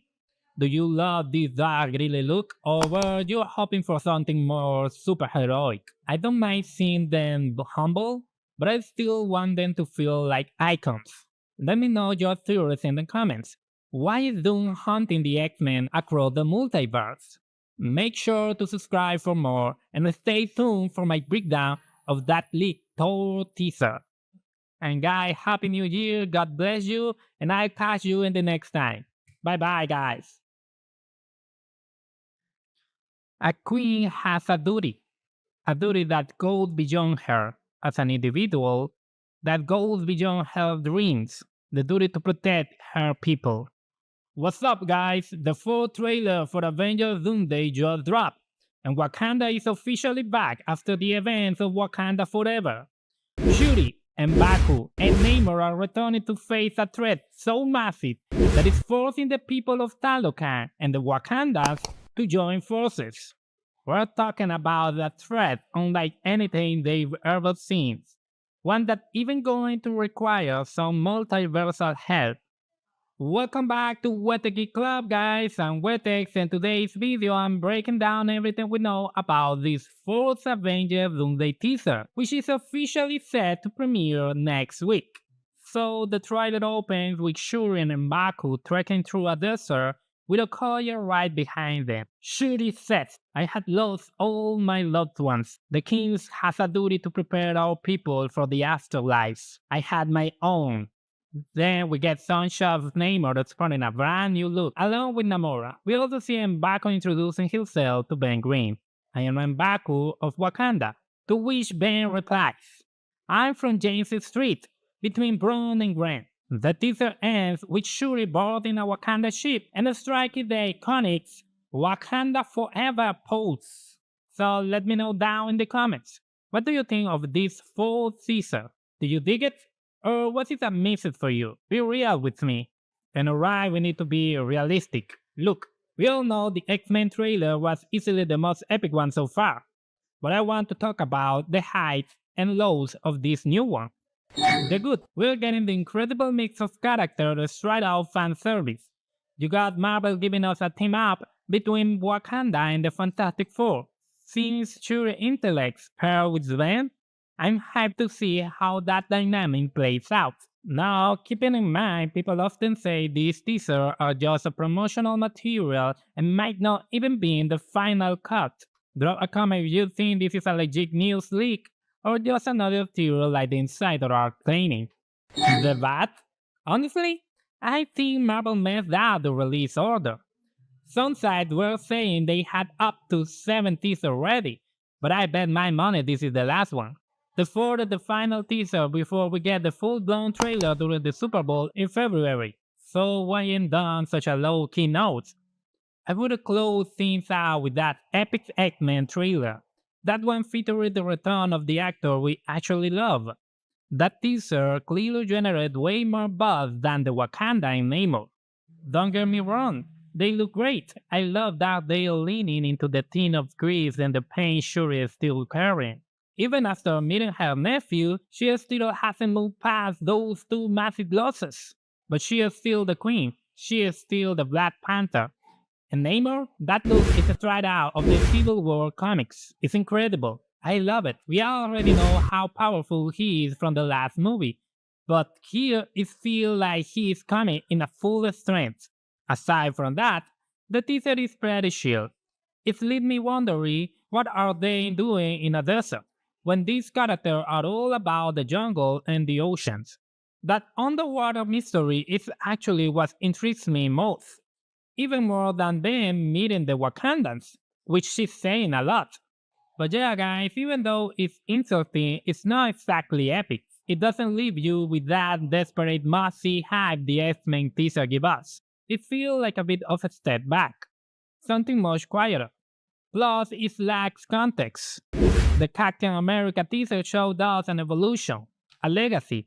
I even got theories about that on my channel.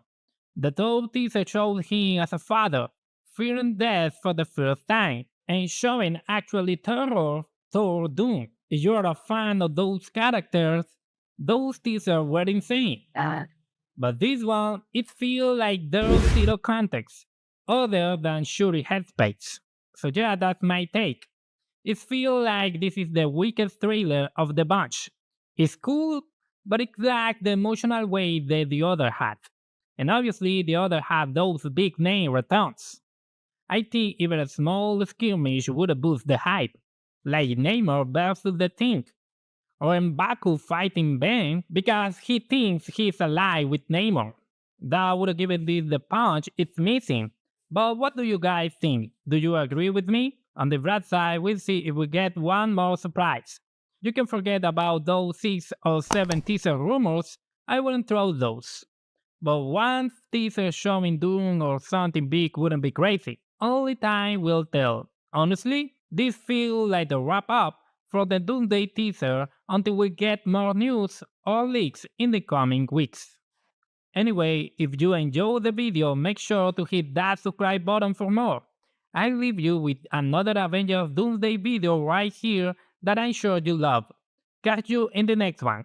Alright guys, Sebastian Stan has officially joined the Batman Part 2 as Harvey Dent, aka Two-Face. According to Hollywood Reporter, this was a major casting move, and honestly, if they end up announcing Scarlett Johansson next, we're talking about full-on power couple inside the Batman universe. Now, here where the thing gets really interesting, because to me it's pretty much confirmed one thing. Winter Soldier is done in Avengers Doomsday. I mean, let's be real. Sebastian Stan committed to the Batman almost guarantee his character getting killed off. Possible spoiler for Avengers Doomsday, but this casting alone feels like a massive hint. So why is Scarlett Johansson even part of this conversation? Well, when the rumor first started about Sebastian Stan being eyed for Harvey Dent, there were also reports that Scarlett Johansson was in talk for the same projects. One of those rumors is now confirmed, Sebastian Stan. But we still don't know about Scarlett. We'll see if that deal actually happens. Some people are saying she could play Harvey Dent's wife, but honestly, that just doesn't really add that for me. I can't even think of a comic where Harvey Dent and his wife are some kind of thing going up against Batman. If you look at how Harvey Dent has traditionally been written, his wife is never positioned as a major player in the conflicts. His fall from idealistic district attorney to criminal mastermind, the drama comes from his duality, not from a partnership. Turning his wife into a co-villain will be a huge departure from the core of the character, and not necessarily in a way that adds depth. And yet, people saw those rumors and immediately went power couple versus Batman. The article even hinted it like Batman facing off against Two-Face and his wife. Since when has Harvey Dent's wife ever been portrayed as a serious threat to Batman? I mean, seriously, can't remember a single storyline like that. If I missed some obscure 80s or 90s comics, feel free to call me out in the comments. So yeah, bottom line, Sebastian Stan as Two-Face is confirmed. Now we wait and see what happened with Scarlett Johansson. But honestly, there's another direction that makes way more sense to me. Phantasm. If you remember, Phantasm was created by Bruce Timm for animated Batman film. And if you ask me, that role fits Scarlett Johansson way better. She's a powerhouse on screen, a strong presence, commanding, magnetic. Casting someone like that as Harvey Dent's wife just feels like a wasting her talent. She deserves to be a major villain, and honestly, Phantasm fits this version of Batman better than Two-Face does as a primary antagonist. Because let's not forget, Matt Reeves' Batman is going for more grounded, realistic tone. So that probably rules out the whole Mr. Freeze angle that some insiders were talking about, with sci-fi's element and ice power, that will push things into a more fantastical direction, closer to the old Schwarzenegger version. But when you really think about it, Two-Face and Phantasm as the main villains actually makes a lot of sense for this universe. And of course, we'll probably still get smaller appearances from Penguin, and maybe some Joker teases with Barry Cohen. Everyone's obviously excited to see the Joker go up against this version of Batman, kind of like what the Dark Knight did. But I don't think Joker will be the main villain at all. Maybe just a few scenes here and there. Reeves isn't trying to repeat what Nolan already did. So let me know in the comments, what would you rather see? Scarlett Johansson as Harvey Dent's wife, or Scarlett Johansson as a Phantasm? One more thing that could give us a big clue is how they announce the role. If they say it's a secret casting for Phantasm, tell us everything. But if they come out and say she's playing Harvey Dent's wife, then that theory is dead. And honestly, that would pretty disappointing. Then we had to see whether Two-Face is the main villain or if there's another major antagonist in the films. We don't know that. And that leaves to see the next big question. What version of Two-Face are we getting? Are we seeing his full origin history like in The Dark Knight? Or is he already established as a criminal mastermind and we jump straight into Batman vs. Two-Face?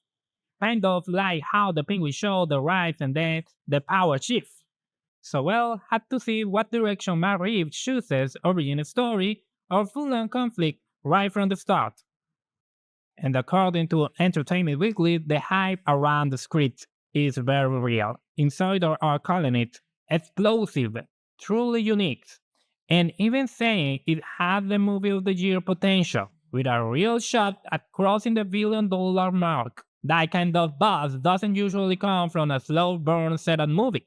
It sounds like more a story that throws you straight into the deep end, where the characters are already in motion and the stakes are immediate. That made me think, in my opinion, we may not get a traditional step-by-step Two-Face origin. Instead, we could be seeing Harvey Dent already transformed, or at least well into his death and forcing Batman into a full-scale psychological and moral battle from the start. Less how he began Two-Face, and more what happened when Gotham's former symbol of justice became one of its greatest threats. And that is everything we know right now about the Batman. But think about the conflicts.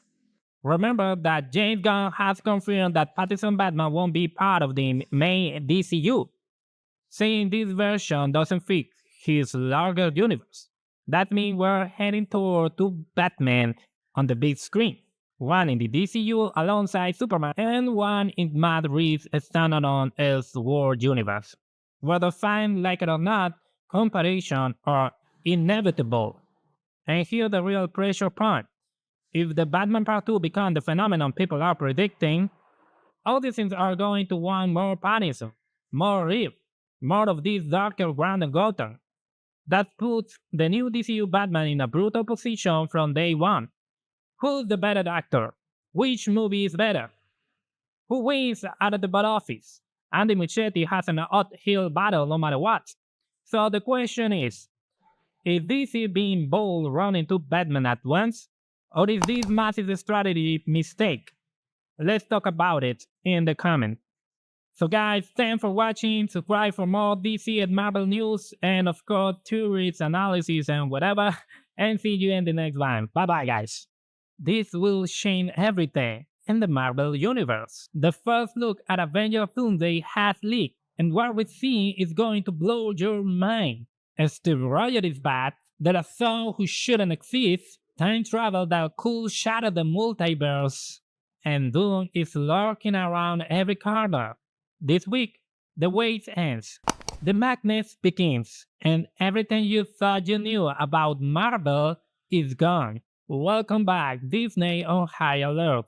The Heart of Mouse has activated its security protocols across all social media platforms for the next few weeks because of the Avengers Doomsday sneak peek.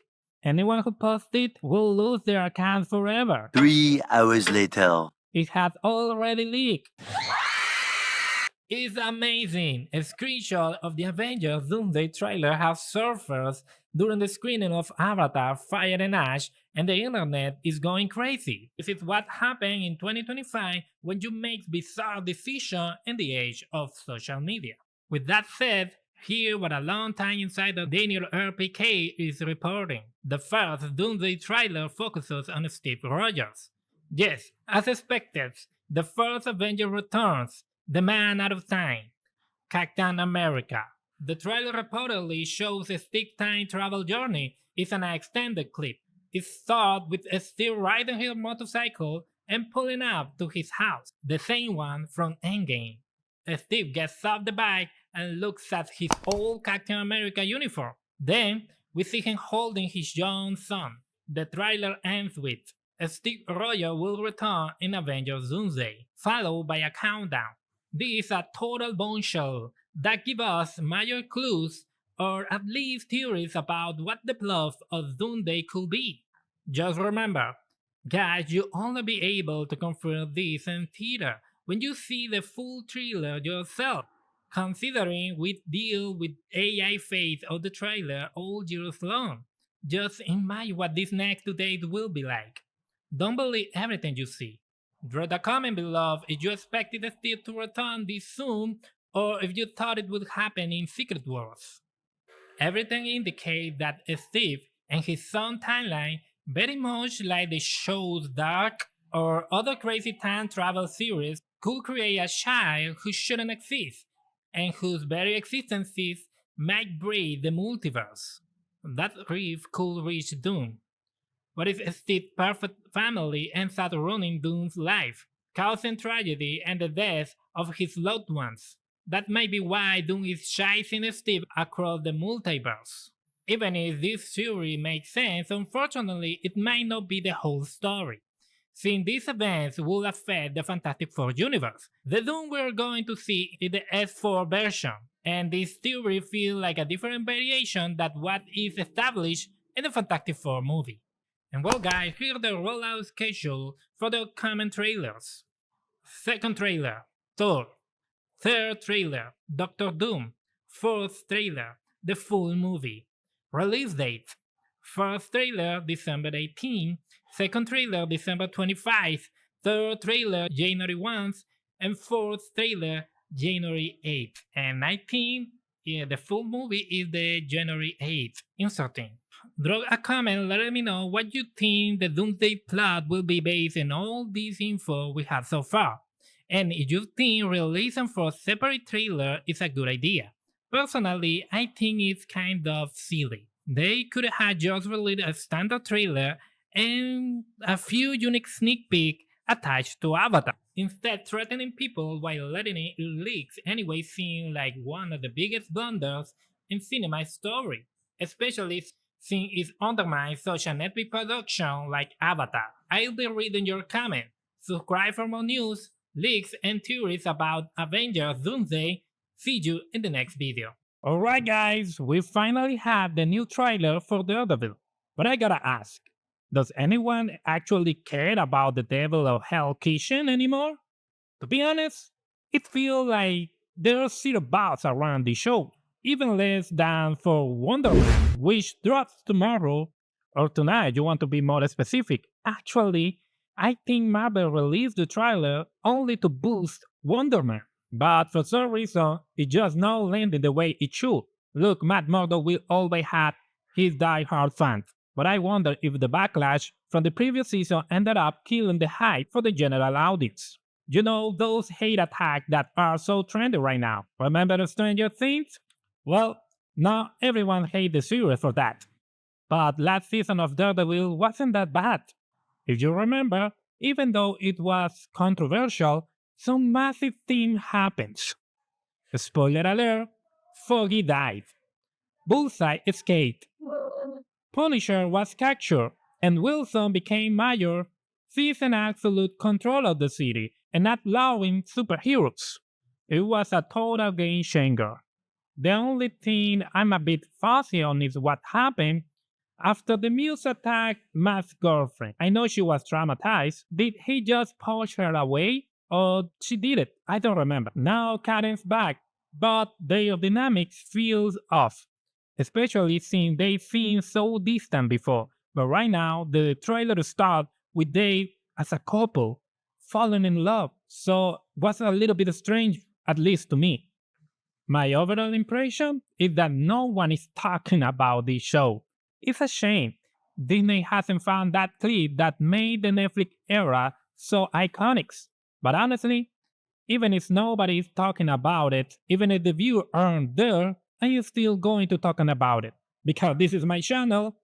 Screw you if you don't like it. And here, I'm talking about what I love. The trailer set start in a very weird place.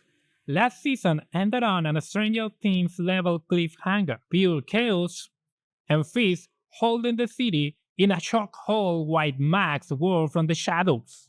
But this trailer is open, all soft and romantic with Karen. It's a complete 180 from that underground resistant vibe we were expecting. The first 20 seconds feel like some bizarre utopia. It's as if Wanda Maximoff had distorted the reality of where we're suddenly watching WandaVision. Everything just changed so abruptly. Then we see Bullseye just strolling down the street without caring the world. And here the weirdest part. Everyone is smiling.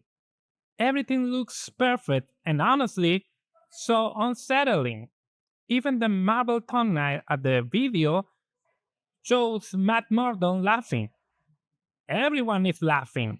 Like, what the hell? Why are they so happy? It's incredibly bizarre, and frankly, it's pure cringe. It feels totally out of the place. And we also had Bullseye or Willie walking in the street without any fear that they are going to catch King. And also, we had the anti-vigilante task force of Kimpy, which in reality makes a mention to the comics Devil Reigns, where Fist is major, puts all the superhero in checks. In the comics, we had the participation from Daredevil, Luke Cage, Spider-Man. It's a street event of Marvel. Eventually, reality hits and the utopia fades, and things turn tense again. Matt gets attacked, and there's this weird moment where I'm not sure if it's a new villain or just a way to show Fist is still the big bad. Maybe it's someone wearing Fist mask without a big deal, but we will see what is the point of this character. And this is where, in theory, things start to move more into the action and superhero territory, right? But we'll still have those weird smiles, obviously intentional, but honestly, it's made me cringe a lot. Thank goodness the trailer then gets more explosive with the anti-riot for. Now it finally clicks with last season, missing Matt Murdock. He had escaped, which here didn't make much sense to me. I mean, when he was running for office, there was kind of trust. But now they're hunting him. Sure, he wanted him in that cafeteria scene that when he became mayor, things would be very different. But the point is, they could have gone after him at any moment, and now he's escaping, or maybe keeping a very low profile. It just feels kind of strange to me. Is that my opinion? And we have the boom. I think the most insulting. The return of Jessica Jones. That's right. We had the return of the Netflix character, Little. There is no doubt that Luke Cage could return. The only one that Pirra doesn't return because of the charisma and that Pirra didn't conquer the public is Iron Fist. But we'll be seeing it. Let me know in the comment if you want the actor return. The thing is that we had the return of Jessica Jones, this actress everyone loves. Everyone loved her character, and then we had the Jessica Jones with her super strength attacking the anti-superhero forces of Fist. And apparently, the ambitious young guy from the last season is going to keep kissing up to Fist in order to gain bigger benefits. And it looks like he's going to have quite a lot of prominence this season. The trailer also showed us the place of Fist built some kind of facility, or whatever you want to call it, where he keeps people who get in his way. I wouldn't even call it a prison, more like kidnapping center. We already know Punisher was being held there. I also don't really know why he's doing all this boxing and sparring session. I'm not sure if it's because as a major, he can't physically fight superhero anymore or get literally involved like before. So he needs some kind of outlet for all that violence we've seen in him since season 1. We also get a glimpse of Foggy, which could be a flashback. We've seen him younger, of course. There's also a great fight between Daredevil and Fix's anti-riot agents. And once again, the bizarre smile. At this point, it's kind of feel like a standard thing in the trailer. So yeah guys, that's basically everything I noticed in the trailer. I had to say it looked good, but for me it was also pretty cringe and a bit strange. The best part was Jessica Jones, but I felt like it was missing something more explosive. Maybe more combat, or perhaps more characters. But I don't mean cameos, maybe a big fight between Fist and Daredevil, a brutal scenes, made me feel that hype and want to say, I want to see this now. So we are going to rate it from 1 to 10. And for me, being 10, the best score. So I will say that for now, it's a 5th. The truth is, Jessica Jones inspired me, but not enough. Part of my score is because this disconnection between the last season and this start of the trailer when everything looks like a new reality. I said it before, something created by Wanda and a WandaVision style. And if the people criticize Stranger Things with this disconnection between season 4 and 5, I don't think why not doing here. I mean, it's the same stuff. So, in a part of that, the strange little smiling, that was something really bizarre. So, it was strange. So, 6 out of 10 is the best score right now for this trailer. Let me know your thoughts in the comment, and I'll see you in the next time. Bye bye, guys. How is that a show that barely feels like a superhero series ended up being one of the best things Marvel has put up in years? Well, that's exactly that Wonder Man pulled off. And the irony is its worth, because Marvel finally stopped acting like Marvel. Today I want to deep into Wonder Man. It's a strange, uncomfortable, and deeply introspective show, which is exactly why it's one of the most compelling things Marvel has dropped in a long time. It's built on controversial, weird creative swings and themes that Marvel usually wouldn't touch with a 10-foot pole. This was also the final project tied to Victoria Alonso. What's interesting is that if this really was her swan song at Marvel. It's a show that actually works because it gives the character and creator room to breathe instead of forcing the usual formula. So let's try to it. Is Wonder Man actually worth watching? The honest answer is that while almost everyone's agree it's a high quality show, it's definitely not for everyone.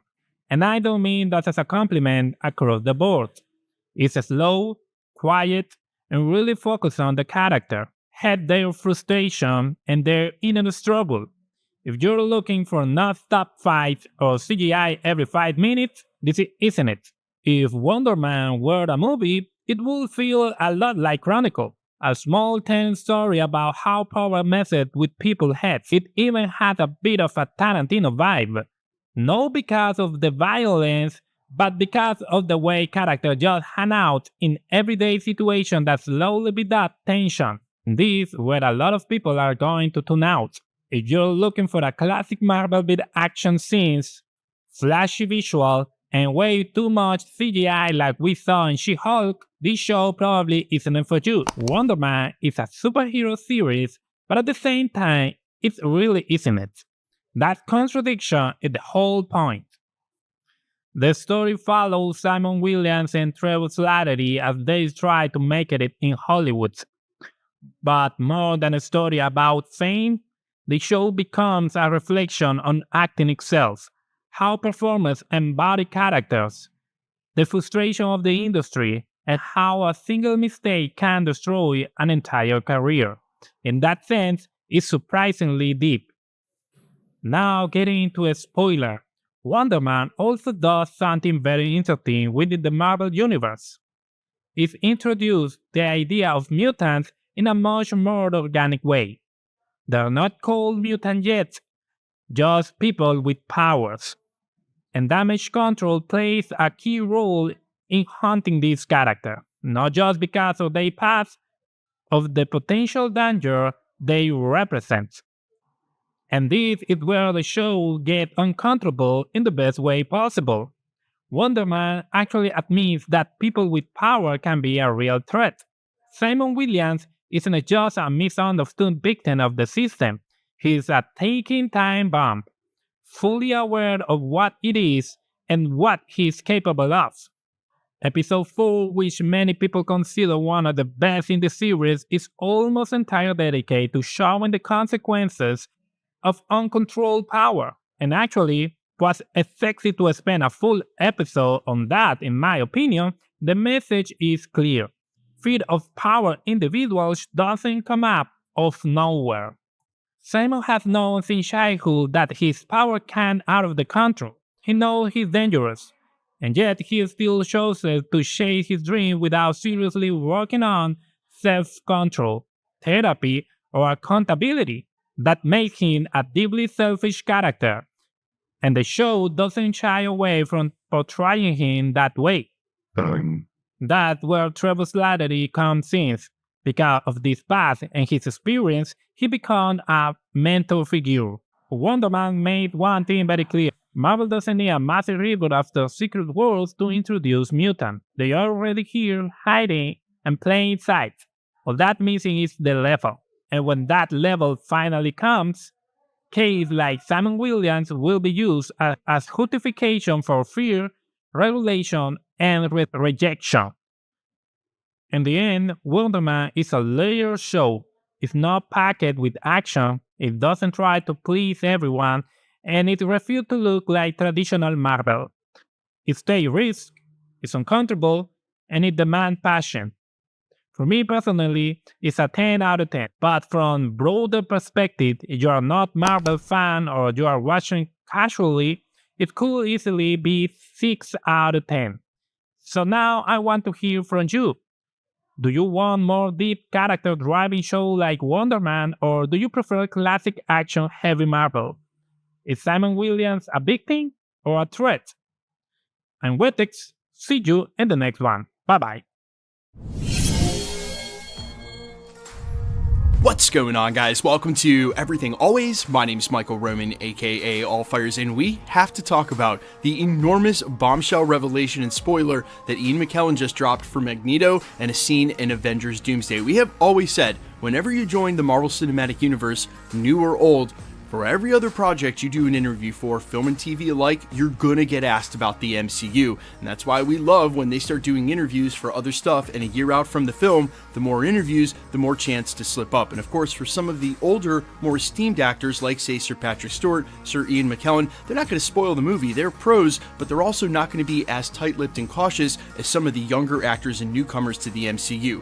That said, he was asked about his time on set and playing the role of Magneto for as long as he did, what was one of his fondest memories, and when talking about an old scene in an old X-Men film, he related it to a new scene in Avengers Doomsday, and the details are nuts. We are breaking it all down, this latest, again, bombshell revelation from Ian McKellen himself about a scene in Avengers Doomsday and what Magneto is going to do on a monumental scale. But first, if you could grab the subscribe button, we do daily Marvel content at the channel. That's all we do. If you're into that kind of thing, hit the sub button, leave a comment down below. It's the best way to support us, plus it enters you for the giveaways. Also, we are in New York in just about a month. My band All Fires is playing Long Island for Listen Up's Spring Carnival. So if you're in the greater New York City area and you want to come check us out, I'll be doing a casual meet and greet at the venue before our set. Link down in the description and comments. Come check us out. The band is a great time. The show is going to be an absolute rager. And again, I can't wait to meet those of you who have already grabbed tickets. I'll see you at the show March 7th. Link in the description and comments. Now let's jump into the video. Okay, so this interview took place on the Jake Takes podcast, and they were actually asking directly about Avengers Doomsday and Ian McKellen's experience. This is what he had to say. When referring to Magneto, he started by saying, "I didn't realize how popular he was," and then continued by saying, quote, "I thought he was the villain, but no, I think people rather like his attitude. It was fun working with all those younger actors who were so confident about the parts they played in many other movies," referring to the ensemble that is the MCU, where there are actors that are much younger than him who have been in the roles now for almost 2 decades. He then continued by saying, "Sir Patrick Stewart and I came in as old-timers, but they were very respectful, allowed us to have comfortable seats, and so on." Then he started talking about his favorite moments as Magneto. This is where the spoiler came. This is exactly what he said, quote, "The favorite time was when I detached the Golden Gate Bridge in San Francisco from its moorings and was sailing through the air towards Alcatraz. That was magical because they built the bridge in the open air and I was on it and the wind machine was blowing and I was just doing that." Over the loudspeaker, the director, not Brian this time, was saying more, Ian, more, and eventually had to shout the opposite. Less and less, but it was all basically that. And in the first film, I remember the camera behind me, my hands raised up, and as I did that, 2 police cars in front of me were raised up by cranes. When I, at a signal, dropped my hands, the cars dropped. These were not special effects. Nowadays, I think things will become a little bit easier though. I did destroy New Jersey the other day. Oh, perhaps I shouldn't have said that. Now look, Kevin Feige, Marvel Studios, they're not going after Sir Ian McKellen for dropping that detail, and there isn't any context added. No extra details, who was included in the scene, no idea what was going on, but he did just say that he destroyed New Jersey.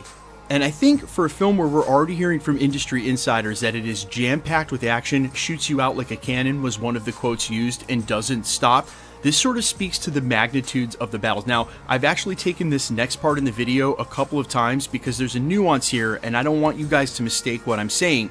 What I've said about the Avengers battles in the past about being localized. The first invasion of New York takes place across city blocks in New York City. The battle against Thanos takes place on the Avengers compound in upstate New York.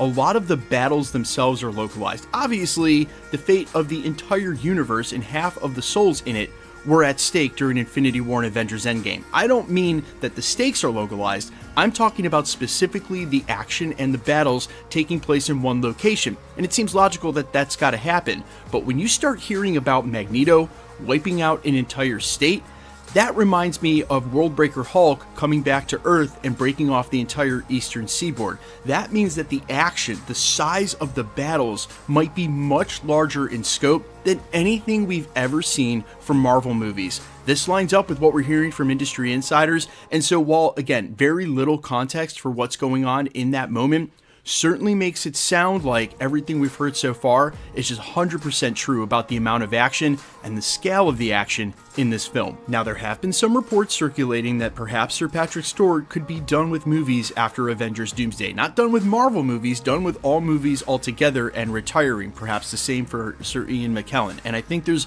a likelihood, given the ominous nature of the preview trailer that we saw involving the X-Men, that several X-Men are going to die. Perhaps Professor X, perhaps Magneto, and so it certainly sounds like this may be an epic send-off. Again, I don't want to go ahead and seal their fate here, because I think on another side of that coin, Marvel Studios wants as many heroes and villains as they can cram into Secret Wars for the final battle.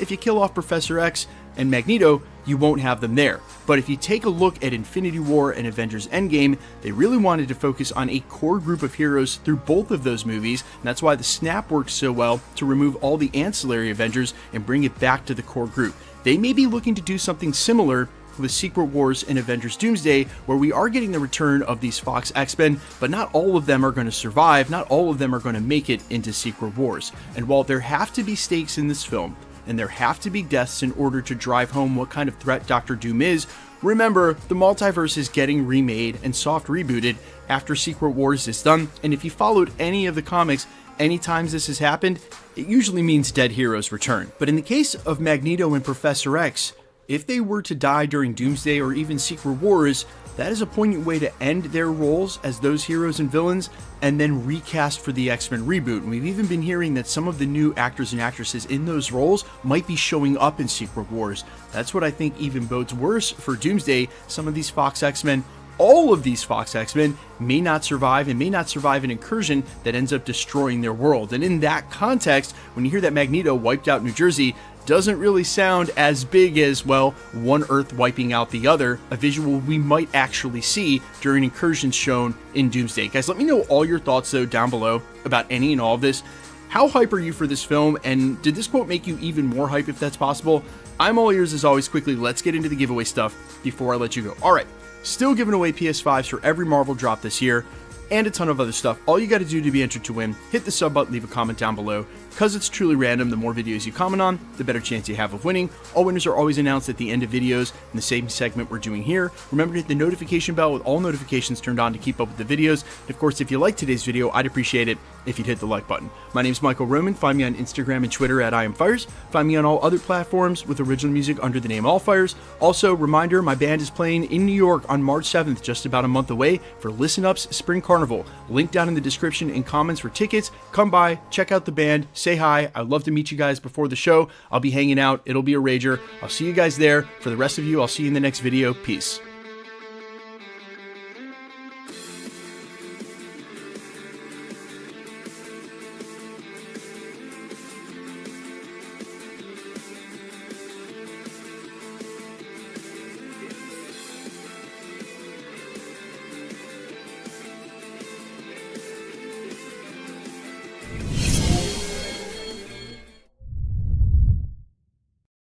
Doctor Doom won't be the main character in Avengers Doomsday.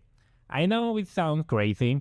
Everyone thought Marvel would do the same thing they did in Infinity War with Thanos, where the whole movie was about him. But this time, things are different. According to several insiders, the real MVPs of the movie are going to be Magneto and Sentry. These two are basically going to steal the show. Hey guys, what's up? My name is Wetex, and today we are going to talking about the crazy leaks about Avengers Doomsday. And right now we need to talking about Ian McKellen, yes, because accidentally he mentioned that Magneto destroyed the whole New Jersey. Look at this. Things will become a little bit easier, though I did destroy New Jersey the other day. Oh, I perhaps shouldn't have said that. As the guy, my first theory in the movie was that Magneto, it will be the same Magneto that we saw in X-Men 3, when he lost the power and all this drama with the cure of the mutant. If you remember, we had the trilogy of Fox, the first Avenger. I want to review the whole saga. First of all, we had the First Class saga with 4 movies. After that, we had the Fox movie and the timeline continuation, Days Future Past, and the whole movie of Logan.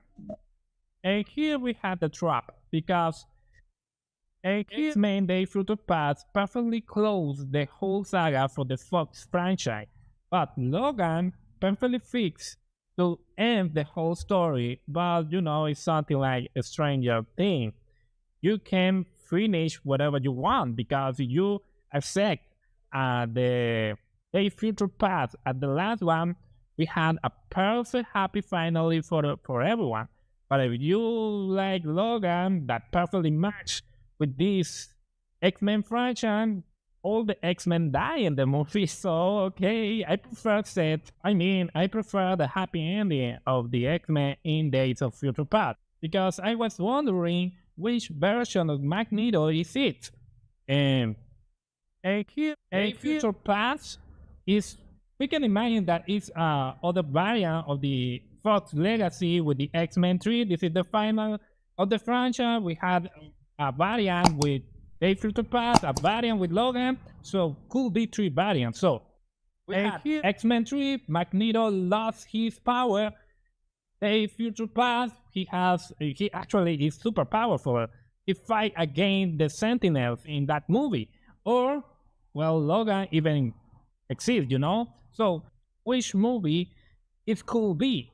And the answer surprised me because it was fastly actually. Insider like Alex Perez are saying that Marvel is actually using a variant of the X-Men. In this reality, humans and mutants live in a perfect world, utopia, but they had to fight many incursions to keep in that way. In their world, characters like Jean Grey and Storm already died in battle, and Beast is the one who knows everything about the multiverse. This is why Professor X and Magneto are working together as friends. The big conflict starts when the Avengers end up in the X-Men universe, since these mutants are used fighting multiverse threats. A massive war breaks out. This is a direct reference to Avengers vs. X-Men comics. It also explains why we might see different actors, because the original version of those characters are already gone in these timelines. So guys, that is why I thought that version of Magneto was of the X-Men 3, because he's an old man and I thought something like without power, But now it's confirmed that it doesn't in that way. And now we had talking about the other aspect important of these leaks, is that these X-Men are used to fight with other versions of the character, for example, Captain America, Iron Man, or even Spider-Man. They fight with a lot of incursion in this universe. So, wow, it's something like incredible. And actually, it's funny that explain that other characters like Jean Grey and Storm are dead because, if they want to take part of the movie, it's easy to say that they die in fight, So that is something important that I want to remind. This X-Men fight with other incursion a lot of time. And I think this is the perfect opportunity to explain the secret words. How one universe invading other universe to prevailing in the multiverse. This is the entire plot twist of the next movie. And only a few characters of the 616 universe that we know knows about this violent truth. This character is Loki. And actually, he knows about that because he can explain all the situation. And he will see what happened. But let me in the comment, what do you think about this? There's another theory saying the movie starts with the X-Men invading Tobey Maguire's Spider-Man universe to stop an incursion. That means they had to destroy his world. Imagine Hugh Jackman Wolverine attacking Spider-Man. Rumor has it Alfred Molina's Doc Ock returns to help Spidey, even using staff text to build a special suit to fight the mutants. In the end, the TVA had to step in to save Spider-Man before his universe disappears. What? What the fuck? I can't imagine the magnitude of these X-Men. Actually, they are super used to receive a variant and attack another universe. It's super insane. I mean, what the hell? This X-Men is completely out of the control, out of the old stuff that we watch in the MCU. It's totally different. The only character that is the same level, I think, is Kang. Kang is the only character that fight with other variant in the multiverse as bread fight. It's something like another fight. And now I survive and destroy all the variant in the universe or something like that. That is the same level. This segment is I mean, I can't imagine fight with the Avenger that actually didn't know about all this stuff. Only Loki know about the truth and that. I mean, it's super crazy. And if you notice something interesting, is that Hugh Jackman is apparently in the movie. No other leaks talk about Hugh Jackman back as Wolverine. This is the most important leaks until now, I believe, to the start of the movie. Hugh Jackman, Wolverine versus Spider-Man, and maybe at the beginning are villain, and after that becomes allied. But imagine that.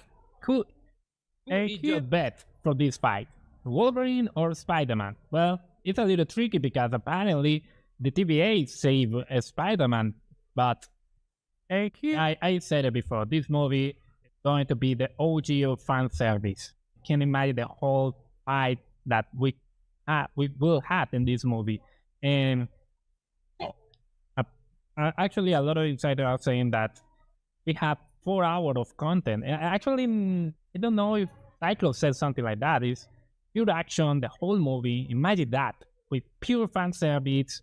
My God, the versus will be. Oh God, it's going to be awesome. Well, guys, we need to talk about the final of the movie because apparently all the epic fight or the final fight will be in the void. Yes, guys, the last battle happened in the void, the same place from Deadpool and Wolverine. We see heroes, villains, and variants fighting all at once.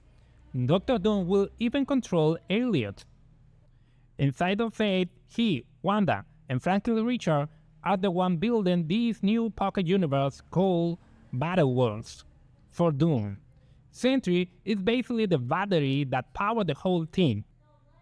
This movie is going to be huge on fan service, cameos. Some people complain there are more fan service than plot, but hey, it's a superhero movie. Guys, if you notice, the leak says about the return of Wanda in this epic showdown. So, we have Hugh Jackman and Wanda in the movie. That is apparently a secret for the movie. We will see what happens. It's strange that we need Sentry for the battery, for the battle wall, that because only with Franklin and Wanda we had enough power to recreate whatever you want. But well, we will see how this stuff happen in the movie. Let me in the comment what do you think about these super crazy leaks, which is your favorite, and I'll see you in another video. Bye bye guys.